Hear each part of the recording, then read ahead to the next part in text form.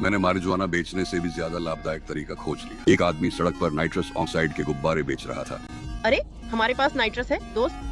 बहुत जबरदस्त है। ओह हाँ, लेकिन वह खुद ही अपनी सप्लाई से बहुत ज्यादा नशे में हो गया। इससे मुझे एक बड़ा व्यापारिक मौका नजर आया। आमतौर पर एक नाइट्रस गुब्बारे की कीमत $5 होती है, लेकिन अगर आप इसे किसी म्यूजिक फेस्टिवल में ले जाएं तो एक गुब्बारा $10 में बिक सकता है।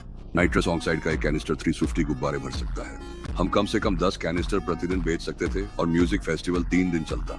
आमदनी $1 मिलियन से भी ज्यादा हो जाती। लेकिन हम नाइट्रस ऑक्साइड की इतनी बड़ी मात्रा कैसे हासिल कर सकते थे? सौभाग्य से मैं मिकी को जानता था, जो एक बार का मालिक था। चूंकि nitrous oxide whipped cream propellant के रूप में काम करता है, इसलिए रेस्तरां इसे कानूनी रूप से थोक में खरीद सकते हैं। सोचने पर लगता है शायद मैं कर भी सकता हूँ। जल्द ही नाइट्रस ऑक्साइड के 10 बड़े कैनिस्टर सफलतापूर्वक हासिल कर लिए गए। इसके बाद बीड़ी का संचालन शुरू हुआ। बॉडी मारिजुआना दुकान का मालिक अपने मोटे सिक्योरिटी गार्ड को साथ लाया और ड्राइवर ने अतिरिक्त बिक्री स्टाफ के रूप में काम किया। इस तरह टुल्सा टीम 1 स्टार्टअप क्रू तैयार हो गया। म्यूजिक फेस्टिवल लोगों से खचाखच भरा। ड्राइवर ने खुद को एक बेहतरीन सेल्स पर्सन में बदल लिया और जल्दी ही नाइट्रस ऑक्साइड के सभी दंत कैनिस्टर बेच दिए। ये $1 मिलियन बहुत आसानी से आ गए, लेकिन जितना आसान पैसा कमाना होता है उतना ही बड़ा जोखिम भी होता है। जल्द ही 2 गुंडे हमारे पास आए और कहने लगे कि हम वहाँ दुकान नहीं लगा सकते। किसने कहा आप यहाँ डेरा डाल सकते हैं? पार्किंग स्थल।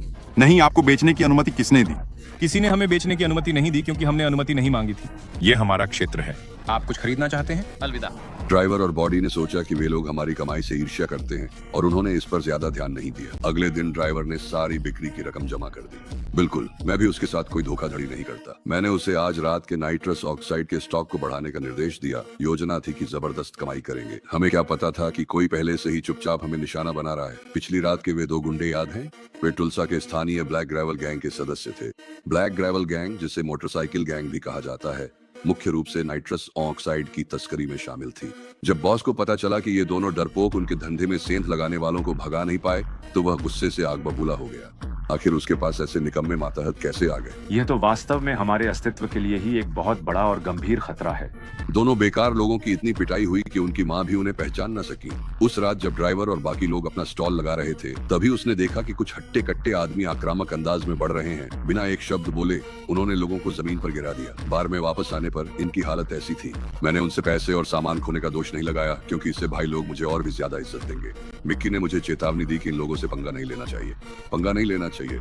तो क्या ये लोग मेरा सामान यूं ही लूट सकते हैं? ऐसा मत सोचो कि मुझे सिर्फ लड़ना झगड़ना ही आता है। मैंने जेल में बहुत सारी किताबें पढ़ी हैं। तुम्हें पता होना चाहिए, गुंडे डरावने नहीं होते, लेकिन पढ़े लिखे गुंडे वाकई खतरनाक होते हैं। हम वहाँ जाएंगे, अपने टैंक लेंगे और फिर अपना पैसा वापस लेंगे। अगर मैं ये लड़ाई नहीं जीत पाया तो मैं कभी भी टुल्सा में अपनी पहचान नहीं बना पाऊंगा।